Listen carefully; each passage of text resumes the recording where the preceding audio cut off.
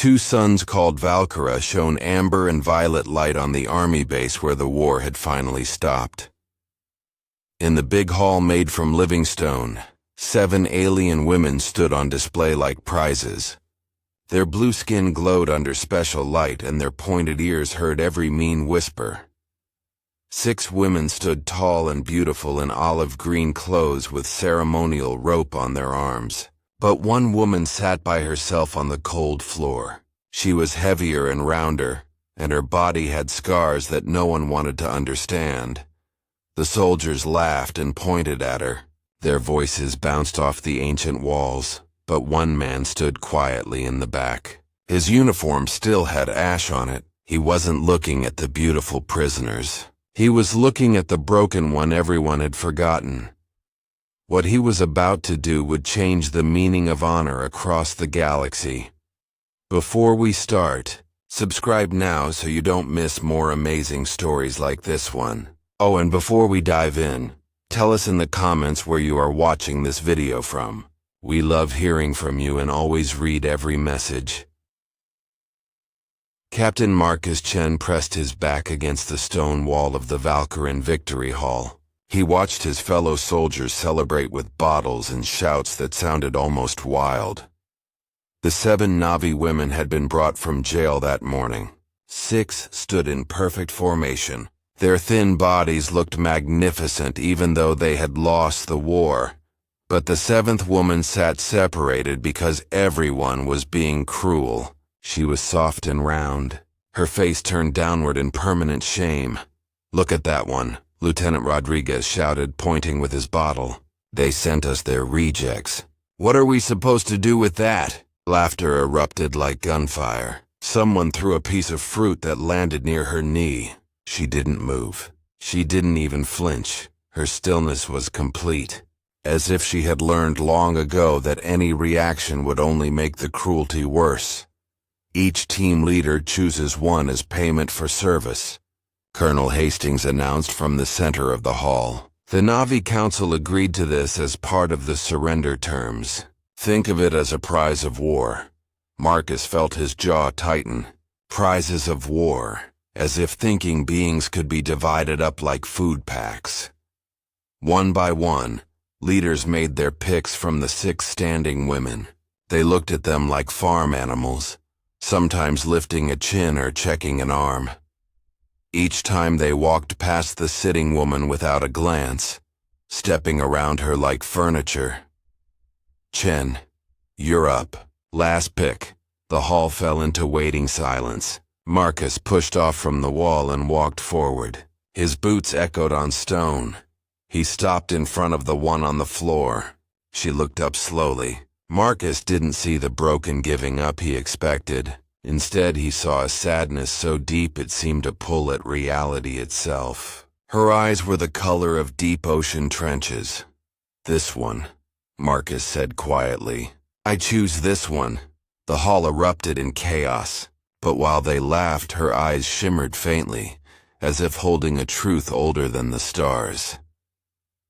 "Chen, did you hit your head in that last battle?" Major Torrance called out. "The tall one is still available. We can cancel this if you're having some kind of problem." "I'm fine. I've made my choice." "He's made his choice," Rodriguez howled. "Chen's into the big girls. Who knew? Maybe he's planning to eat well. She looks like she hasn't missed a meal." The cruelty cut deep. Marcus had served with these men for 3 years. He had bled with them. Now he saw them clearly for the first time. Colonel Hastings pushed through, face red. "Captain Chen, I'm giving you one chance to reconsider. This goes on your permanent record." "I understand, sir. The promotion board will question your judgment, your fitness for command. Then they'll question it, sir." A junior officer came over with a data pad. "Captain, for the record, please state your selection clearly." Marcus looked down at her. She was shaking, her hands gripping her knees. "Your name?" "What's your name?" The hall fell silent. No one had asked before. Her lips moved, barely a whisper. "Nara. My name is Nara. I select Nara. Nara, Of Nera, of the Ash Branch clan, she whispered. And there was pride in it that had survived everything. Selection confirmed, the officer said. She's now your legal responsibility. Marcus held out his hand. I'm not going to hurt you, he said in broken Navi. Her eyes widened in shock. She stared at his hand, then slowly placed her warm palm in his. He helped her stand. She was a head taller, swaying as if she hadn't stood much lately. They walked toward the exit through a sea of mocking faces. Someone started a slow clap thick with sarcasm. As they reached the doorway, an alarm screamed, "Security alert. Incident in detention block C." No, Nera breathed.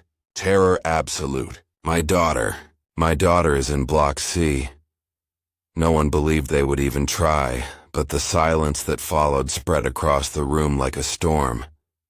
Your daughter? You have a child in jail? Marcus's training took over. Please. Nera gripped his arm desperately. She is only 8 cycles old. They separated us 3 days ago. They said I was not fit to care for her, not fit because of her weight. Marcus made a career-ending decision. Come on, we're going to Block C. They ran. Marcus sprinted while Nera moved as quickly as she could, breathing hard but determined. The base was chaos. Soldiers running, officers shouting orders. They reached Block C in 4 minutes. 3 Na'vi prisoners lay stunned on the floor. A security team had formed a barrier with weapons drawn. Through clear doors, Marcus saw small figures darting between cells. Sir, Lieutenant Erickson rushed over. Na'vi children got past the locks. They're looking for something. We can't calm them down. They don't speak standard. Marcus turned to Nera. Can you talk to them? Yes, but I do not see Kira. She pressed against the barrier. Kira, I am here. One small figure stopped, turned, ran toward the door. Mama, they said you were gone. Never, my star. Never. The child pressed small hands against the barrier where her mother's hands rested. 10 other children gathered behind her, faces streaked with tears. Sir, we can't open the doors, Erickson said. Protocol. Protocol says we treat them humanely. How is separating children from mothers humane? Open them now. The door slid open. The child crashed into Nera's arms, small and thin and desperate. Nera sank to her knees, wrapping her daughter close. The other children crowded around. An older child spoke in broken standard. Are you taking Kira away? They took all the mothers. They said mothers were dangerous. Marcus crouched down. What's your name? Sura. I'm going to reunite you with your families, but I need your help. Will you help me? Sura studied him with ancient eyes. Promise on your ancestors you won't let them take the mothers again. Marcus thought about all the promises his people had broken. I promise on my ancestors, on my honor as a soldier. Footsteps echoed, heavy, multiple, moving fast. Colonel Hastings arrived with security, face purple. Chen, what are you doing? Marcus stood, keeping himself between Hastings and the children. Following the Valkyran Treaty, sir. Article 7, Section 3. All non-fighter prisoners housed in a way that meets family needs. These children need their mothers. You have no authority to override jail rules. Actually, sir, I do. Nera's under my legal responsibility. That includes her dependent child per subsection 14b. I'm using my right to immediate family integration. Captain Winters stepped forward. Colonel, he's right. I've reviewed the treaty. Chen's understanding is legally sound. If we're holding families separately, we're breaking the rules. The Na'vi Council could cancel the entire surrender. Hastings calculated rules versus politics. Fine. Process family integration for all children. But Chen, this is on your record. Any problems are yours. As the crowd left, Nera's daughter Kira studied Marcus. Are you the one who chose Mama? Yes, even though she's fat. Kira, Nera gasped. But Marcus smiled. Your mama isn't fat. She survived something difficult. Her body tells a story worth knowing. The other soldiers laughed. I know, but I didn't. Why? Because seeing people for who they are is harder than laughing, and I try to do hard things. Kira nodded seriously. Okay, you can stay. And just when everyone thought they would break, something was revealed that no one expected. The medical building smelled of cleaning chemicals. Marcus stood outside while Nara and Kira had health checks. Captain Winters came over with coffee. That was something back there. I've been reviewing selection records. Know how many soldiers asked about prisoners' backgrounds? None. Torrance's selection, her name is Sella. She was an engineer, water cleaning specialist, won awards, could have helped rebuild her planet. Winter's voice was heavy with disgust. Torrance is using her as a housekeeper. The door opened. The elderly Navi doctor came out. Captain Chen, may the ancestors guide your path. May they guide us all. Marcus responded in Navi.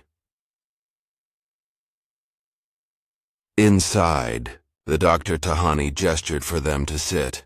Both are underfed but stable. Kira needs extra nutrients for 3 months. I'll make sure she gets it. Tahani studied him. You chose Nara. Some say you mock us. Others say you chose wisely. She turned to Nara. Will you let me tell him? Nara's arms tightened around Kira. It does not matter. It is past. The past shapes the present. You taught me that, old friend. You know each other? Marcus said. Tahani was my teacher, Nara said quietly. Before the war, I was training to be a healer. I was good at it. She was exceptional, Tahani corrected. The best student I trained in 40 cycles. Her hands could sense injuries scanners missed. What happened? Nara was silent. When she spoke, her voice was empty. 2 years ago, there was a plague in the southern settlements. Deadly. I went to help. I was 7 months pregnant with my second child, a son.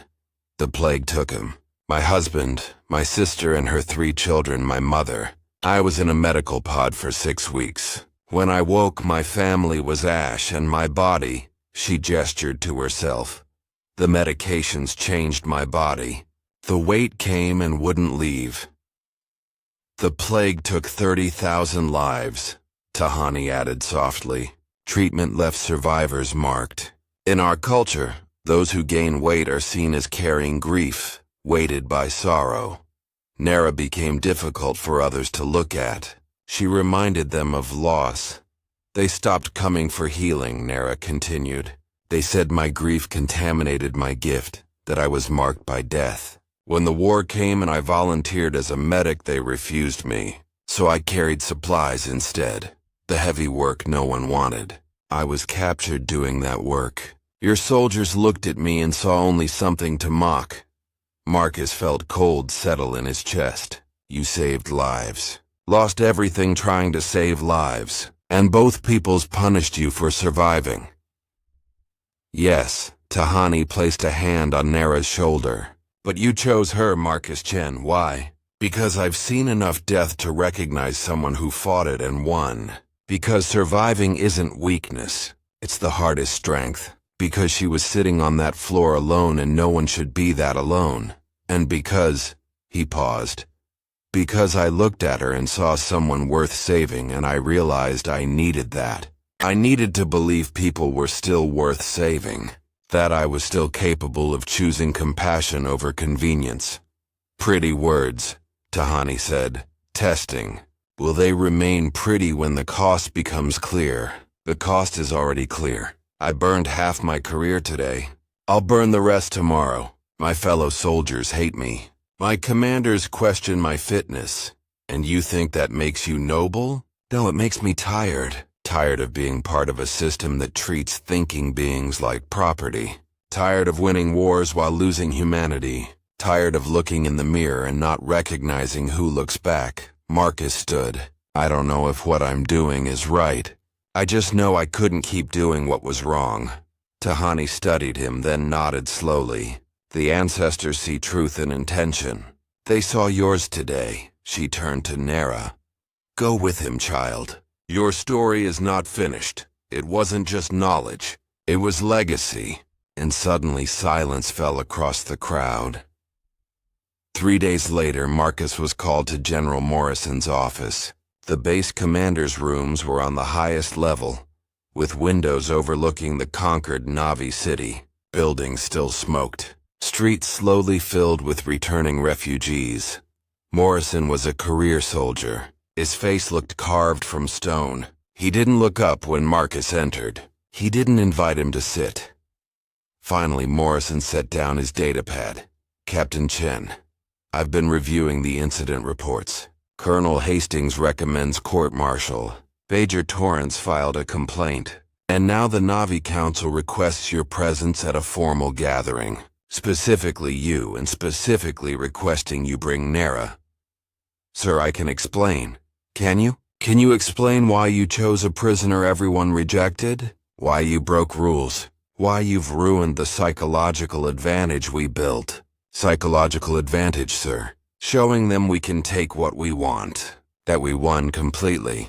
Morrison's voice was flat. That's the point, Captain. To establish dominance psychologically. Marcus felt anger rise. With respect, sir, we didn't win completely. We won militarily. But if we lose our humanity in the process, what exactly did we win? Spare me the philosophy. This is about order, discipline, chain of command. It's about a little girl who needed her mother, sir. About children being used as psychological weapons. About treating thinking beings with basic dignity. Morrison's expression didn't change. You know your problem, Chen? You think individual conscience outweighs group authority. You think your personal morals matter more than military necessity. Maybe they do, sir. Maybe sometimes they have to. That's the kind of thinking that gets soldiers killed. And the other kind, the kind that says obedience matters more than morality, that's the kind that creates monsters, sir. That turns good soldiers into something worse than the enemy. The silence stretched. Finally, Morrison spoke. The Navi Council wants to see you tomorrow at noon.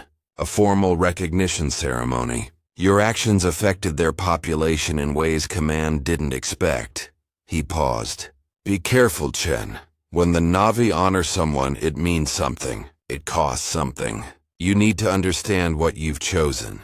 Not just Nera, but the path that comes with her. I think I'm beginning to, sir. No, you're not. But you will. The next morning, Marcus, Nera, and Kira were escorted to the Navi Council chambers. The building had survived the war. Its living architecture pulsed with glowing light. Inside, 7 elders sat in a circle. Council leader Iora sat in the central position. Her presence filled the space. Marcus Chen, Iora said in perfect standard. You have been called because you have done something unprecedented. You have seen Council leader eyes silence. Listen first, Iora stood. When your people demanded our daughters as prizes, we sent those we thought you would want. The beautiful, the young, the unmarked. We sent them to sacrifice themselves so others might be spared. She moved toward Nera. And we sent one we thought no human would choose. One marked by tragedy. One whose body carries the weight of our greatest sorrow. We sent Nera thinking she would be rejected, having served as a reminder of what war costs. Iora placed her hand on Nera's cheek. But you chose her. You chose the one we could not bear to look at because she reminds us of our failure. The plague that killed 30,000. The treatment that saved lives but marked bodies. The cultural shame for turning away from our wounded. Marcus's breath caught. They had sent her expecting rejection. A test within a test. You chose her, Iora continued. Then fought for her child. Broke your laws. Risked your position. Not for strategy. Because you saw a mother and child who needed each other. You saw people, not property. Iora turned to the council. In our tradition, there is a name for one who sees clearly when others are blind, who acts with honor when surrounded by cruelty, who stands alone against darkness. She spoke words in Navi that rang like bells. Omaticaya, the one who walks between worlds, the bridge builder, the peace carrier. The council rose as one, placing right hands over hearts in salute. Marcus stood frozen. He'd heard of Omaticaya, legendary mediators who had ended clan wars, united tribes, heroes whose names were still sung. "You honor me too much," Marcus said in Navi. "I am just a soldier." "You were just a soldier," Iora corrected. "Now you are more.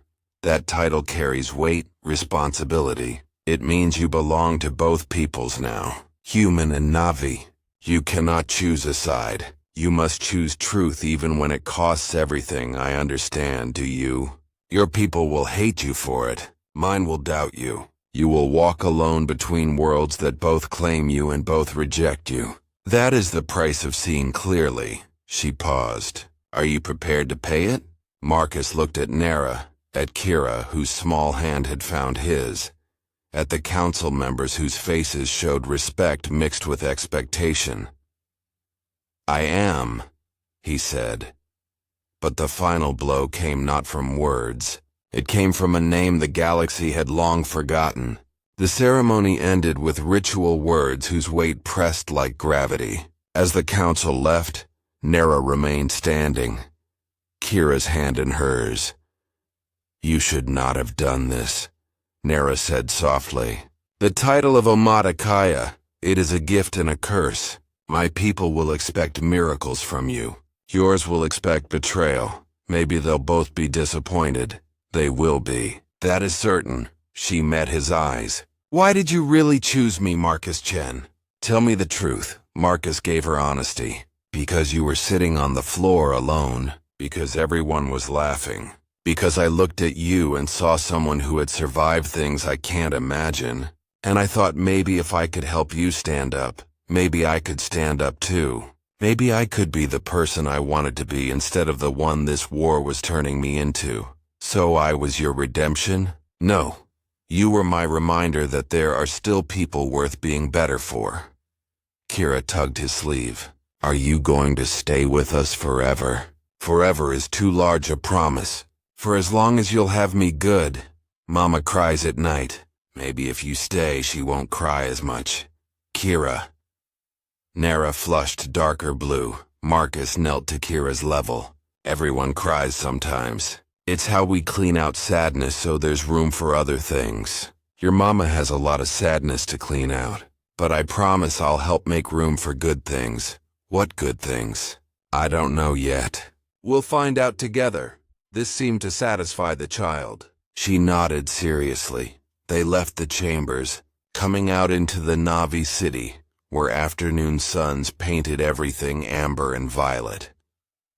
Everywhere they walked, Navi citizens stopped to stare, not with mockery but with recognition, hope, fear.